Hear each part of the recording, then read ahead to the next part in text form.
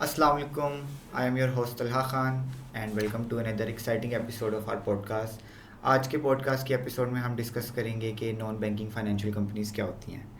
So non banking financial companies को हम NBFCs भी कहते हैं और आज हम डिस्कस करेंगे कि इनको किस तरह से बनाया जाता है, इनको बनाने के लिए एक्सपेंसेस क्या रिक्वायर्ड हैं और इनके लिए रेगुलेटरी कंप्लाइंसेस क्या रिक्वायर्ड हैं। सो आज का जो टॉपिक है उसको डिस्कस करने के लिए हमने एक जाने माने वकील को बुलाया है जिनका इस फील्ड में तकरीबन 10 साल का एक्सपीरियंस है और उन्होंने बहुत सी NBFCs को डील किया है। So let's all welcome mister Usama Aslam. So Usama साहब, कैसे हैं आप? अल्हम्दुलिल्लाह। आप कैसे तला? ठीक है। मैं ठीक ठाक। आज का जैसे कि आपने सुना होगा टॉपिक है NBFCs, non banking financial companies, और आपका इसमें काफ़ी एक्सपीरियंस है, तो हमें थोड़ा आप हमारे व्यूअर्स को थोड़ा गाइड करें कि NBFCs होती क्या हैं और इनकी टाइप्स क्या हैं। So NBFCs non banking financial companies होती है। As the name goes, these are not banks but non banking financial companies, और ये फाइनेंशियल एक्टिविटीज़ ही परफॉर्म करती हैं बट एक बैंक की तरह या माइक्रो फाइनेंस बैंक की तरह ऑपरेट नहीं करती, क्योंकि इसमें ये NBFCs ऐसी होती हैं कि इसमें फ्लेक्सिबिलिटी किसी भी बिज़नेस मॉडल को मार्केट में लाने की वो ज़्यादा होती है निस्बतन किसी बैंक के। बैंक शुरू से जब से ये बैंकिंग हिस्ट्री स्टार्ट हुई है, बैंक एक ही तरह से काम करते जा रहे हैं और वो इवॉल्व कर रहे हैं आहिस्ता आहिस्ता। लेकिन अगर आप देखते हैं इन टर्म्स ऑफ NBFCs, वो पिछी उन्हीं बिज़नेस मॉडल्स को करती हैं जो कि न्यू हैं, इनोवेटिव हैं, और जो कि स्पेशली आज के दौर में जो फिनटेक्स को सपोर्ट करती हैं। तो फिनटेक्स क्या होती हैं, अगर आप हमारे थोड़े व्यूअर्स को बता दें तो? So fintechs are financial technology companies. ठीक है। जैसे पाकिस्तान, जैसे पूरी दुनिया में बूम है टेक्नोलॉजी का और एवरीबडी इज़ गोइंग टू क्या कहते हैं उसे, वो इंट्रोड्यूस कर रहे हैं नए से नया बिज़नेस मॉडल। इसी तरह जो फाइनेंशियल इंडस्ट्री है वो भी चाह रही है कि हम भी इसमें अपना इम्प्रिंट छोड़ें। और इसी तरह पाकिस्तान में हमने देखते हैं, I have work with more than 10 NBFCs, जो कि तकरीबन सारी NBFCs ही हैं। सो फिनटेक्स जो है वो एसेंशियली NBFCs होती हैं। NBFCs होती हैं, लेकिन वो आप यूँ समझें कि आप खाली ये भी ना कहें कि NBFCs होती हैं, नॉट एसेंशली। इसमें माइक्रो फाइनेंस कंपनीज भी हो सकती, मतलब लाइक माइक्रो फाइनेंस बैंक्स भी हैं, इवन बैंक्स भी। अगर आप देख रहे हैं आहिस्ता आहिस्ता वो ऐप्स पर आ रहे हैं, डिजिटल कार्ड्स पर आ रहे हैं, उसके बाद वो ई-वॉलेट्स जैसे आजकल एक नए चल रहे हैं। तो this whole thing is called fintech. So जो एक नॉर्मल प्राइवेट लिमिटेड कंपनी होती है उसको अलाउ नहीं है कि वो किसी से पैसे जो हैं वो लोन पे ले सके, किसी इंडिविजुअल से या किसी और दूसरी कंपनी से। ठीक है, तो या तो वो बैंक से लोन ले सकती है या फिर वो किसी इंडिविजुअल से या किसी कंपनी से इन्वेस्टमेंट ले सकती है और उसके कंसिडरेशन में शेयर होल्डिंग देनी पड़ती है। So how does NBFC lend to a private limited company? क्या ये लोन देती है या ये इन्वेस्टमेंट करती है? How does all of this works? So it can do both. देखें, जो NBFC है उसका जो फाइनेंशियल एस्पेक्ट है वो लेंड करने की हद तक ठीक है। और इसका एक और पार्ट भी वो मैं इंशाल्लाह डिस्कस करता हूँ। नंबर 1 वो लेंड कर सकती है। Number 2 being a company. देखिए, कंपनी जो कंपनीज एक्ट 2017 में कर सकती है वो ये काम करती है, ठीक है। But on an advance level वो कर सकती है, इन टर्म्स के वो लेंड भी कर सकती है और इन्वेस्ट भी कर सकती है, तो उसको कोई रोक टोक नहीं है। तो जैसा बैंक जो है वो लेंडिंग करते हैं वो उस तरह से लेंडिंग करती है। एग्जैक्टली। बट एक प्राइवेट लिमिटेड कंपनी है वो लेंड नहीं कर सकती, वो बट NBFC क्या है? एग्जैक्टली उसका अपना बिजनेस मॉडल। देखें, अगर आप जो स्टैंडर्ड मेमोरेंडम ऑफ एसोसिएशन होता है एक कंपनी का, किसी भी प्राइवेट लिमिटेड कंपनी का, इवन SMC का पकड़ लें, तो उसकी एक क्लॉज होती है जिसमें प्रोहिबिटेड एक्टिविटीज़ दी होती हैं कि ये कंपनी एक मेन जो लाइन ऑफ बिजनेस है वो तो उसके अंडर ऑपरेट करेगी और इसके अलावा कर सकती है, लेकिन ये जो प्रोहिबिटेड बिजनेसेस हैं जब तक इसके पास लाइसेंस नहीं आएगा तब तक वो बिज़नेस नहीं कर सकती। तो just to clarify, so for our viewers, memorandum of association is the governing document of a company. yes, it's like the constitution, the bylaws. ठीक हो गया। सो आप जब कोई NBFC है, उन्होंने कोई भी आपके पास, लेट्स सपोज एक क्लाइंट आता है और वो कहता है कि हमने NBFC जो है वो इनकॉर्पोरेट करनी है and this is our business model, तो what's the first question that comes into your mind के आपको क्या क्या रिक्वायर्ड है information from client to help them in incorporating an NBFC? So सबसे पहले मैं उन जब भी मेरे पास क्लाइंट आता है तो मैं उससे यही पूछता हूँ कि what is your business model.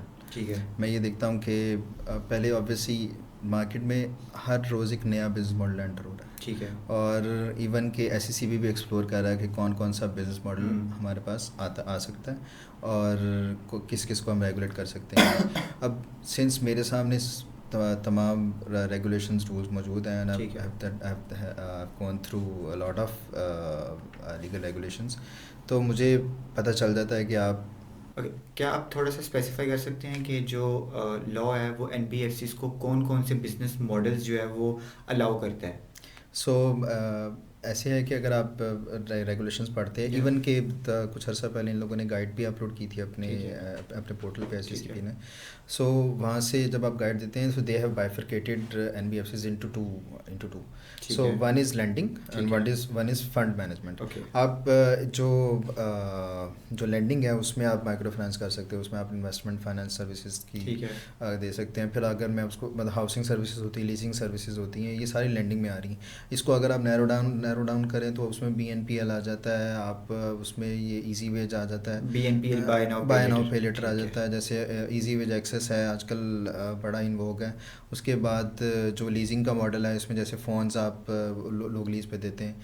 अब ये छोटे छोटे मॉडल्स जो हैं, ठीक है। ये इतनी फ्लेक्सिबिलिटी है मार्केट में, तो वो इस वजह से एनबीएफसीज ही बनाना चाह रहे हैं। जो दूसरी टाइप ऑफ एंटिटीज़ हैं वो फंड मैनेजमेंट कंपनीज होती हैं। फंड मैनेजमेंट कंपनीज अगर मैं आपको सिंप्लीफाई करूं तो आप ये समझे कि इंडिविजुअल्स हैं, इंडिविजुअल्स के पास पैसा ठीक है। है। यूएस में these are called accredited investors. ठीक है। आप उनकी मतलब like they have this criteria कि आपके पास इतना पैसा है, आपकी इतनी पर्सनल नेटवर्थ है, तभी आप इन्वेस्ट कर सकते हैं। ठीक है। तो उनके पास पैसा है, they pool their money into an entity. ठीक है। वो फंड जो कंपनी होती है वो फंड्स को मैनेज करती है जो इन्वेस्टर्स उसमें पूल करते हैं, ठीक है। और उसके बाद उनके बिहाफ पे जो ऊपर क्लाइंट्स होते हैं, उनके जो इन्वेस्टर क्लाइंट्स होते हैं, उनके बिहाफ पे वो नीचे जो कंपनीज हैं तो जो वो जो फंड मैनेजमेंट कंपनी होती है वो इन्वेस्टर्स के बिहाफ पे इन्वेस्ट करती है एग्जैक्टली।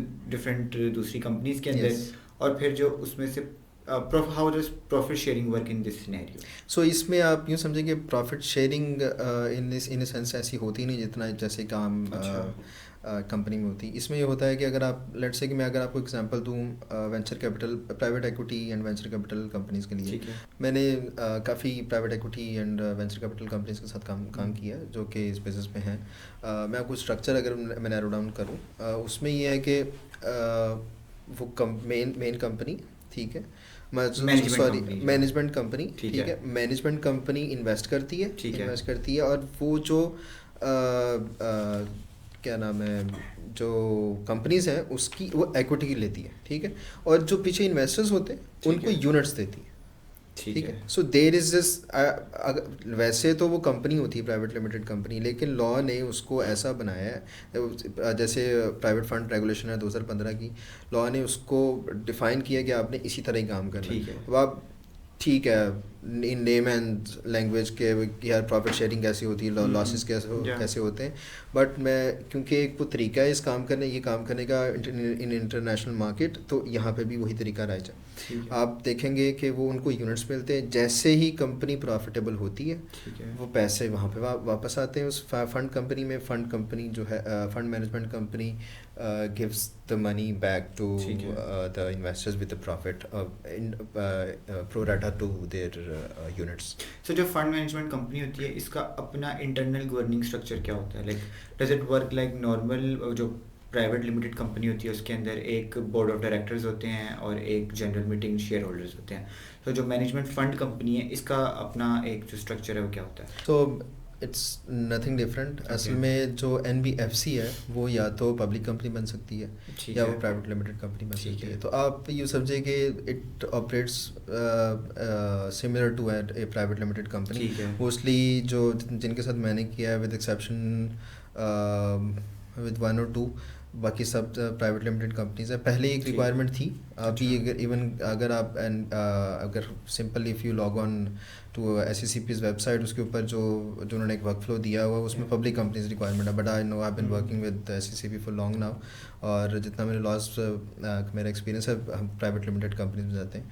तो होता ये है कि इनका जो स्ट्रक्चर है सिमिलर है, ठीक है, एक प्राइवेट लिमिटेड की तरह काम करती है, बट इसका जो कंप्लायंस वो समझें वो ज़्यादा है, क्योंकि इट्स एन एनबीएफसी, लोगों का पैसा इन्वॉल्व है यहाँ पे। इसने अब देखें पूरी दुनिया में जहाँ जहाँ भी, इवन कि आप सिंपल पब्लिक कंपनी पे अगर ले लें, वहाँ पे लोगों का पैसा जहाँ इन्वॉल्व हो जाता है वहाँ पे stakes are high and compliance फिर बढ़ जाती है। ठीक है।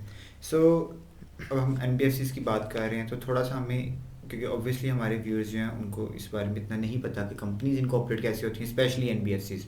तो थोड़ा सा अगर आप हमें बताएं कि एनबीएफसीज को इनकॉर्पोरेट करने का या रजिस्टर करने का लीगल प्रोसेस क्या है और क्या क्या स्टेजेस हैं, तो that would be nice. So to simplify, to form an NBFC is a two-stage process. पहला होता है कि आप परमिशन लेते हो, ठीक है। और उसके बाद आपको लाइसेंस मिल जाता है। परमिशन एससीसीपी से लेते हैं? यस, एससीसीपी से लेते हैं आप। सो उसकी परमिशन लेने की अपनी डॉक्यूमेंटेशन है? यस, ठीक है। एग्जैक्टली। सो आपको अगर मैं गोइंग इनटू डिटेल, जो परमिशन का जो पार्ट होता है, वो परमिशन में आपको स्पॉन्सर्स देखते हैं कि असल में दे वांट, एससीसीपी वांट्स कि इन बंदों के पास पैसा है कि नहीं इस स्टेज पे, ठीक है, कि ये बंदे एलिजिबल भी हैं कि नहीं, because they are going into a lending business, fund management business, उनके पास उतना पैसा है भी कि नहीं। तो आप समझे कि वो जो इनिशियल स्टेज पे वो जो आपसे इन्फॉर्मेशन मांगते हैं, which I am going to tell, वो जो इन्फॉर्मेशन आपसे मांगते हैं वो इन्फॉर्मेशन आपको गेज करने के लिए होती है। फिर आपको परमिशन देते हैं, फिर आप कंपनी इनकॉर्पोरेट करते हैं। पानी में आप पैसे एग्जैक्टली एनबीएफसी बना के आप बाकियों को लैंडिंग कर सकते हैं, खुद मांगने लग जाएंगे यहाँ पे लैंडिंग करो। एग्जैक्टली ऐसी है। सो होता ये है कि जब आप apparently beggars can't be choosers. well I can't comment on that. well that true that. so whenever मैंने नहीं बोला।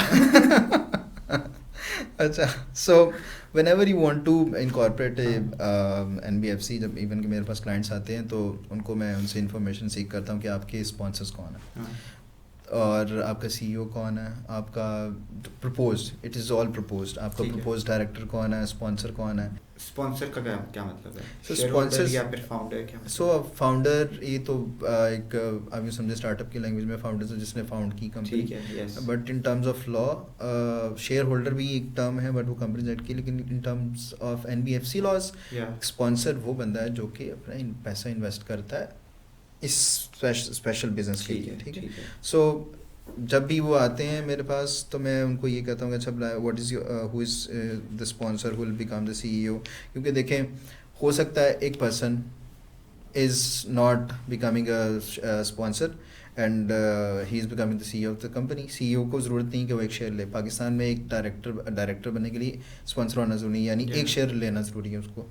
ठीक है। सो होता ये है कि जब मुझे ये सारी डिटेल्स पे मैं उनसे पूछता हूँ की जब आप इनकॉर्पोरेशन के टाइम डॉक्यूमेंट्स दे रहे होते हैं, आपने बताना है कि सीईओ कौन होगा, स्पॉन्सर कौन होगा, तो डायरेक्टर्स भी रिवील करने होते हैं कौन होंगे। यस यस, तो they want the complete structure of the board. Okay, तो गेज के करने क्या वाले हैं और ये इनकी एलिजिबिलिटी क्या है, सारा कुछ। एग्जैक्टली। सो इवन कि अगर आप एलिजिबिलिटीज़ की बात कर रहे हैं तला, तो जो सीईओ है उसका 10 इयर्स का एक्सपीरियंस होना चाहिए इन द, मतलब स्पेसिफिकली लॉ ने ये नहीं कहा कि आपको फाइनेंशियल मार्केट में, बट दे वांट प्रेफरेबली कि उसमें 10 साल का एक्सपीरियंस हो। डायरेक्टर्स के लिए है, अगर आपने बैंक्स वगैरह में काम किया तो does that count as experience? That counts. ठीक है। लेट्स सपोज आपने बैंक्स में डायरेक्टली काम नहीं किया, ठीक है, और दूसरा एक्सपीरियंस क्या हो सकता है? सो दूसरा एक्सपीरियंस मोस्टली होता ही है कि they have been very specific recently, ठीक है, क्योंकि देखिए लॉ ने एक चीज़ दी हुई है, तो I have to make sure कि मेरा जो क्लाइंट उसको आ रहा है उसको उसी स्टेज पे मैं बता दूं कि these are the requirements, SCCP ये मांगता है और इसके अलावा और वो कुछ नहीं मांगता। So there are no other requirements. Law कहता है कि डायरेक्टर और CEO should have a cognate experience. ठीक है। तो जो कॉग्निट एक्सपीरियंस है या जो रेलिवेंट एक्सपीरियंस है वो एनबीएफसी लॉज में दिया हुआ है, वो जो एक्सपीरियंस है वो रेलिवेंट होना चाहिए उस बिजनेस के रिलेटेड जो कि आप करने जा रहे हैं। मोस्टली यही होता है कि अगर लेट्स से कि आपने पाकिस्तान में लेट्स से आपने बैंक में काम किया, it would count towards your experience in terms of incorporating this NBFC. लेकिन अगर बाहर से अगर आप रहे हैं तो उसमें भी आप देखते हैं कि ज़रूरी नहीं है। देखें यूएस यूके में these are called shadow banks. ठीक है, they work, NBFCs? Yes, Okay. These institutions वो उसके शेडो में काम करे। बड़ा बैंक है उसकी साथ एक छोटा सा बैंक है, बट वो बैंक नहीं है, they are working in the shadow of just to that bank. Confirm, NBFCs के कोई अपने एटीएम्स वगैरह नहीं होते, इनकी कोई अपनी चेकबुक्स वगैरह नहीं होती, no no normally no no banks no की नो, होती हैं? दैट इज द ठीक है। Difference between a Yeah, bank तो और इसलिए ये शैडो बैंक्स होते हैं। यस, ठीक बट है। वो क्योंकि वो फाइनेंशियल एक्टिविटी कर रहे Yeah. होते हैं। अब इसमें छोटे लेंडर है, ठीक है। वो बड़ा लेंडर है, उसके पास फैसिलिटीज़ भी बड़ी हैं, Yeah. और वो फिर उसी तरह मार्केट को रेगुलेट भी कर रहा होता है। ठीक और है। बताओ, अभी समझेंगे उसके जो इंटरेस्ट और रेगुलेशंस और जो कंप्लायंस है वो बहुत ज़्यादा होती हैं। और इन टर्म्स ऑफ ये वही छोटा सा कारोबार, जैसे आप भी समझे कि बड़ी दुकान है और उसी तरह का एक काम दुकान बिजनेस एम्पायर है और एक छोटा सा ठेला है। एग्जैक्टली वैसे, ठीक हो एग्जैक्टली, गया। You can say that, but it's not even a ठेला, Yeah. you can say that. So as long as it's giving money, it's not a ठेला। yes, obviously, customer perspective, Because ठेला can't give and money. and even Talha, with the perspective of a lawyer, as long as they are giving the money, they're not poor. Yeah. So Agree with that. so at the getting back to our point, जब ये permission stage होती है, तो उस stage पे ये सारी मुझे डॉक्यूमेंटेशन मुझे चाहिए होती हैं। मैं देखना चाह रहा होता हूँ कि कौन CEO, कौन डायरेक्टर और स्पॉन्सर कौन कौन बनेगा। और फिर उसके बाद जब आपकी मुझे वो डॉक्यूमेंटेशन मिल जाती है, आई प्रिपेयर द डॉक्यूमेंट्स और I ask my colleague to prepare the documents. उसके बाद फिर हम एप्लीकेशन सबमिट करते हैं, there is a fee involved. फिर वो हमें एक परमिशन दे देते हैं अगर उनको कोई उसमें कोई एक एनबीएफसी को इस्टेब्लिश करने के लिए, इनकॉर्पोरेट करने के लिए, या उसका जो लाइसेंस है उसको लेने के लिए मिनिमम फ़ी कितनी होती है? मिनिमम तला लॉ ने फ़ी दी हुई है, ठीक है, और उसमें मिनिमम या मैक्सिमम का रोल नहीं है। अच्छा। जो मिनिमम फ़ी है जैसे माइक्रो फाइनेंस के लिए वो 125,000 है, ठीक है, 125,000, और जब परमिशन के लिए, और जब आप लाइसेंस के लिए जाते हैं 250,000। और अगर आप किसी और लाइसेंस के लिए जा रहे हैं अंडर द NBFC लॉज, तो उसके लिए 2.5 लाख है, ठीक है, और फॉर द परमिशन स्टेज। और उसके बाद जब आपको परमिशन मिल जाती है तब आपको 5 लाख देना पड़ता है, almost 7,50,000। Yes, this is the fee of evaluation, permission and exactly, license. exactly. So have you dealt with the situation जहाँ पे कोई NBFC incorporate करवाने आ रहा है and they did not have this kind of money? Talha, let me tell you one thing. Yeah. आप जब कहते हैं ना कि यार वो जब क्लाइंट कहता है कि यार अच्छा इसमें कम कर लें, 1-2 लाख छोड़ दें, तो वो होता ही है कि यार देखो हमारी इसमें मेहनत इन्वॉल्व है। अब even let me tell you one thing, मेरी एनिवर्सरी थी, it was my first anniversary even, ठीक है, I had to work late at night क्योंकि क्लाइंट को चाहिए था अगले दिन, ठीक है, कि वो चाहता था कि अगले दिन उसकी एप्लीकेशन चली जाए परमिशन। मैं literally, my wife is just so humble कि उसने मुझे हम्बल नहीं किया लेकिन well I'll give credit to her for that. लेकिन असल में वो जो मेहनत इन्वॉल्व है, वो जो SCCP के हम लोगों ने जाके इस्लामाबाद चक्कर लगाए हैं, ठीक है, और उसके बाद एक्सप्लेन किया उन लोगों को, कभी कभार बिज़नेस मॉडल उनको समझ नहीं आ रहे होते, उनको बता रहे होते हैं कि सर बिज़नेस मॉडल ऐसे काम करेगा। और फिर उसके बाद कभी ऐसा होता है कि कंपनी बना के लोग आ जाते हैं हमारे पास। इवन एक तो लिटरली यूँ हुआ एक दफ़ा कि यार हमारे पास तो वही चक्रों में कि चलो यार सस्ते मिल जाएंगे, हम किसी से करवा लेते हैं, मुझे उसामा साहब का रेट बहुत है, हम कहीं और से करवा लेते हैं, ठीक है। वो करवाने के चक्रों में हुआ ये है कि वो उन्होंने बर्बाद की एप्लीकेशन, वो एप्लीकेशन का पलंदा उठा के हमारे पास लाए हैं कि सर ये एप्लीकेशन बर्बाद हो गई है, आप इसको कुछ करें। भाई तो पहले आ जाते, अब वहाँ पे भी फीस भर हो गई है, मैं अपनी फ़ीस नहीं छोड़ूंगा, एक रुपया नहीं छोड़ूंगा। तो ये है कि यार वो क्लाइंट्स आते हैं, उनको बताना पड़ता है कि यार देखो आप जो काम कर रहे हो, हम आपको 1 लाख रुपये भी इसलिए नहीं छोड़ रहे कि देखो भाई ये रिक्वायर्ड है, ठीक है, ये मेरी फ़ीस है, मुझे पता है it takes a lot of effort. और फिर कभी कभार मुझे इवन की रिसर्च, लेट्स से कि आपका बिजनेस मॉडल ऐसा इनोवेटिव है जिसकी रेगुलेशन बहुत ही आप ये समझे कि वो हिडन है, ठीक है, और मुझे उसको कुरेदना पड़ता है, उसमें रिसर्च करनी पड़ती है। कभी कभार लेट्स से कि वो ऑब्जेक्शन मांग लेता है, ऑब्जेक्शन लगा देता है कि आप एक्सप्लेन करें कि यार ये आपका जो बिजनेस मॉडल की ये वाली जो पार्ट है, ठीक है, ये लीगल कैसी, इसकी लीगल स्टैंडिंग क्या है। अच्छा, तो मैं अपनी क्लाइंट को अप्रोच नहीं करना कि अच्छा बताओ यार लीगल कैसे लीगल कैसे है। ऑब्वियस सी बात है कि जब वो मेरे पास क्लाइंट आया था और उसने पूछा था कि यार उसामा ये मैंने बिजनेस मॉडल बनाना, तो मैं उसको बता देता हाँ यार ठीक है, it's NBFC is required for such business model to operate in Pakistan.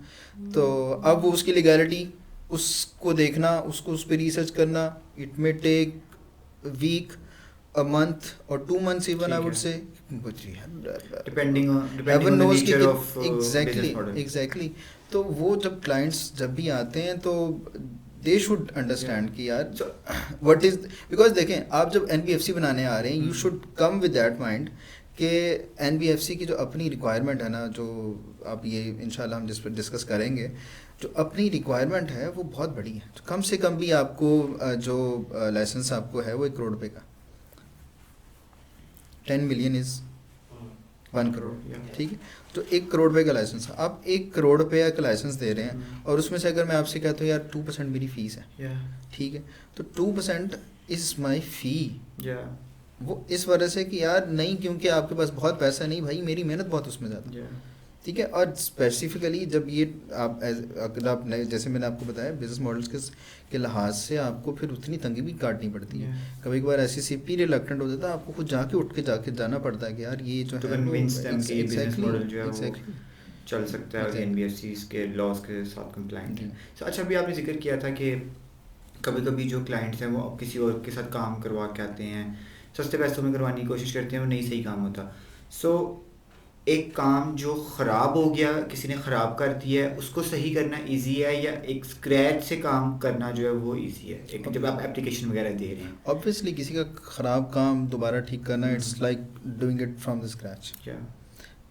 अब अगर वो क्लाइंट मेरे पास ही आ रहा था, ठीक है, 1-2 लाख मुझे ज़्यादा देने पड़ते हैं, लेकिन उसमें जो है वो मैं उसको गाइड कर देता कि यार ये ऐसे ऐसे एप्लीकेशन होनी है, ठीक है। अब वो 1-2 लाख बचाने के लिए किसी और के पास गया, उसने एप्लीकेशन में बात कर ली, अब वो मेरे लिए काम बढ़ गया, और मैं उसको फिर कहूँगा कि भाई मैंने तो अपनी फ़ीस नहीं छोड़ी, अब उसके लिए भी उसका टाइम भी ज़ाया होगा और मुझे भी एक्स्ट्रा एफर्ट लगानी पड़ेगी क्योंकि मुझे एक डॉक्यूमेंट को जाना पड़ेगा जो कि मुझे पता है कि कौन सी डॉक्यूमेंट किस जगह पे होनी चाहिए थी, ठीक है। और ये डॉक्यूमेंट जो मेरे साथ, ये डॉक्यूमेंट्स का जो पलंदा है जो यूज़लेस है, वो उसको मुझे कैसे सॉर्ट आउट करना। NBFC बनाने की अच्छी चीज़ ये है कि इसमें अगर कोई वकील एक क्लाइंट को ये कहता है कि चलें जी मैं आपको काम करवा दूंगा, आपका फिक्र ना करें, और जो है वो मेरी बड़ी बात है जी वो SCCP के ऑफिसर से, तो मैं एडवाइस करूंगा कि ऐसे वकीलों को हायर ना करें क्योंकि मेरी बड़ी पहुंच है।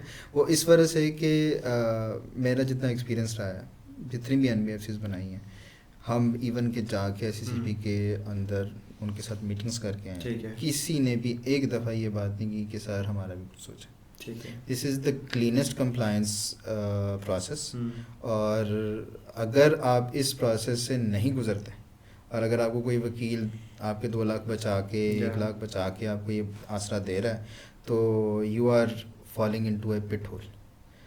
फिर उस पेट्रोल से निकलना है, मेरे पास ही आना तो पहले ही आ जाए मेरे पास। एग्जैक्टली। तो so this is the thing, मैं बताना ये चाह रहा हूँ कि आप 2-3 लाख ना बचाएं, you can exactly to avoid that. So सामा भी आपने हमें बताया था कि जो NBFCs हैं उनकी डिफरेंट रिक्वायरमेंट्स हैं, सो थोड़ा हमें बता दें कि इनकी डिफरेंट रिक्वायरमेंट्स कौन सी हैं इन टर्म्स ऑफ एक्विटी, और जो इनको कितना टाइम रिक्वायर्ड होता है NBFCs को इनको इनकॉर्पोरेट करने में, और इनको जो है रोड ब्लॉक्स के क्या क्या जो है वो फेस करने पड़ते हैं, तो ये ज़रा हमें थोड़ा बता दें इस बारे में। सो टाइम के लिहाज से मैं अगर उसका पहले जवाब दे दूँ, वो ये है कि आप जो कॉम्प्लेक्स, अगर जितना कॉम्प्लेक्स स्ट्रक्चर लेकर आएंगे आप, उतना ही आपको आप समझेंगे टाइम है, मिनिमम जो है वो 6 months है। Again comes back to your business model. Exactly. और business model is not that relevant in this in terms of time. वो इस वजह से कि देखिए असल में जो डॉक्यूमेंटेशन इन्वॉल्व होगी वो आपकी अपने स्पॉन्सर्स की है, ठीक है, वो आपकी जो प्रपोज डायरेक्टर्स की एग्जैक्टली। अगर आप एक कंपनी स्पॉन्सर ला रहे हैं, ठीक है, और लेट्स से उसका UBO बैठा हुआ है सिप्रस में, ठीक है, और उसका UBO बैठा हुआ BVI में, और उसका UBO बैठा हुआ सिंगापुर में, SCCP को सब चाहिए। जितना कॉम्प्लेक्स होगा उतना ज़्यादा टाइम लगेगा। ठीक हो गया। तो मैं हमेशा ही उनको अपने क्लाइंट्स को ही बोलता हूँ कि ठीक है, आपके पास लेट्स अगर से स्पॉन्सर इंडिविजुअल है तो तलहा अगर मैं आपको बताऊं कि जो पूरा लाइसेंस है ना, वो अगर सिंप्लीफाइड स्ट्रक्चर के साथ कितनी देर लगेगी, तो I would say maximum 10 months. Simplified structure मतलब कि कोई individuals हैं, let's say ठीक है। there are two individuals, one is becoming as a one is both are becoming directors, ठीक हो have 50% investment, sorry, subscription in individual initial Yeah. subscription, और दोनों requirements पूरी कर रहे हैं, जो CEO या फिर जो डायरेक्टर के लिए होती हैं, तो इट टेक्स मैक्सिमम 10 मंथ्स। लेकिन आप उसको आप उसी स्टेज पे, परमिशन की स्टेज पे उसको आप कॉम्प्लेक्स करेंगे, उतना ही वो लंबा होता जाएगा period. So in terms of that इतना टाइम लग जाता है। कम से कम आप ये समझें कि आप अगर आए हैं तो 1 साल जेल में रखें, क्योंकि कोशिश तो हम यही करते हैं कि यार कम से कम टाइम लगे, मैक्सिमम जो है ना वो 8 मंथ्स लग जाए। और मैंने 6 मंथ्स भी लगाए हुए हैं, 6 मंथ्स में लाइसेंस आ जाता है। ठीक हो गया। आपकी रिक्वायरमेंट्स पूरी हुई हो, आपका सब कुछ हुआ हो, तो आप उनको SCCP को कोई इस सिंपल स्ट्रक्चर के साथ 6 मंथ्स में लाइसेंस पॉसिबल है आना। यस, सिंपल स्ट्रक्चर, और अगर आपकी रिक्वायरमेंट्स भी पूरी हुई हो एट द परमिशन स्टेज, तो 6 मंथ्स में लाइसेंस आ जाता है। और रही बात इम्पेडिमेंट्स या रोड ब्लॉक्स की, तो जो रोड ब्लॉक्स हैं वो यही हैं। एज सच लॉ ने कोई रोड ब्लॉक नहीं बनाया हुआ, उसने जो रिक्वायरमेंट्स हैं आपने उसकी रिक्वायरमेंट पूरी करनी है, सिंपल इज दैट। आप स्ट्रक्चर सिंपल रखेंगे तो रोड ब्लॉक नहीं आएगा, स्ट्रक्चर आप कॉम्प्लिकेट करेंगे। सो जो NBFCs की इक्विटी रिक्वायरमेंट है वो क्या है? So equity requirement depends upon the business model. ठीक है। बिजनेस मॉडल जो कि लॉ ने अलाउ की हैं, आप ये नहीं कह सकते मैं BNPL हूँ तो मेरा बिजनेस मॉडल क्या होगा और मेरी MER क्या होगी। सो आप इन terms of stands for minimum equity requirement, क्योंकि देखें शुरू में आपके पास कुछ एसेट्स तो होते ही नहीं हैं, तो आपने वो पैसा डालना होता है कंपनी के अंदर। हर बिजनेस मॉडल जैसे इन्वेस्टमेंट फाइनेंस सर्विसेज है, उसकी जो मिनिमम रिक्वायरमेंट है वो 1000 मिलियन है, या वो डिपॉजिट टेकिंग के लिए, नॉन डिपॉजिट टेकिंग के लिए 100 मिलियन है। अगर आप डिजिटल लाइसेंस के लिए जा रहे हैं तो उन्होंने 40 मिलियन कर दिया। अगर आप माइक्रो फाइनेंस कंपनी के लिए जा रहे हैं कि सिंपल माइक्रो फाइनेंस करनी है तो 50 मिलियन है। अगर आप उसकी डिजिटल के लिए जा रहे हैं तो 20 मिलियन है, तो गोज़ ऑन। तो ये वो रिक्वायरमेंट है जो कि आपने पूरी करनी है। इट मीन्स कि आपका जो पहला पेड अप कैपिटल होगा, अगर वो लेट्स से आपने माइक्रो फाइनेंस कंपनी बनानी है और you are going for the smallest of the business model, तो वो माइक्रो फाइनेंस कंपनी का है, उसमें आप 2 करोड़ डालते हैं और उसके बाद वो 2 करोड़ डालेंगे बाकायदा। स्पॉन्सर्स उस वक्त उन्होंने डालना है क्योंकि वो आपने रिक्वायरमेंट पूरी करनी है। ठीक हो गया। अच्छा, इसके अलावा मैं अगर आपको बताऊं तो जो परमिशन की जो स्टेज होती है ना, तला परमिशन की स्टेज पे आप ये भी बताते हो कि आपके पास इतना ही पैसा और भी पड़ा, दैट्स कॉल्ड डबल नेटवर्थ। ठीक है। लेट्स से कि if I am investing 20 million, तो मेरे पास 20 मिलियन और पड़ा होना चाहिए, और मेरी ये वो जो टैक्स रिटर्न्स हैं, पहले बैंक स्टेटमेंट्स का हम किसी तरह चला लेते, अब तो टैक्स रिटर्न्स के अलावा कोई डॉक्यूमेंट नहीं मांगते। ठीक है। अब so this requirement is just for sure कि अब इसके अलावा कोई और डॉक्यूमेंट नहीं। टैक्स रिटर्न्स पे ये रिफ्लेक्ट होनी चाहिए कि आपके पास जो एसेट्स हैं वो 20 मिलियन से ज़्यादा है, मतलब 40 मिलियन है, 40 मिलियन से ज़्यादा है। ठीक है। सो MER ये होती है। ठीक हो गया। सो NBFC इनकॉर्पोरेट हो गई, इसका लाइसेंस आ गया, सब कुछ हो गया। सो उसके बाद जो है आप अपने क्लाइंट्स को क्या लीगल सपोर्ट प्रोवाइड करते हैं? उनको आपकी ज़रूरत बाद में भी रहती है कि वो बस सिर्फ इनकॉर्पोरेशन और रजिस्ट्रेशन तक ही रहती है? सो ऑब्वियस सी बात है कि देखें तलहा, आप जब कंपनी बनाते हैं तो company banana is just nothing in terms of operating it. क्योंकि देखें, आप यूँ समझे कि एक बच्चा पैदा हुआ, अब उसकी वो जो गोइंग कंसर्न है वो हमेशा ही रहेगी जब तक कि वो मरता नहीं है।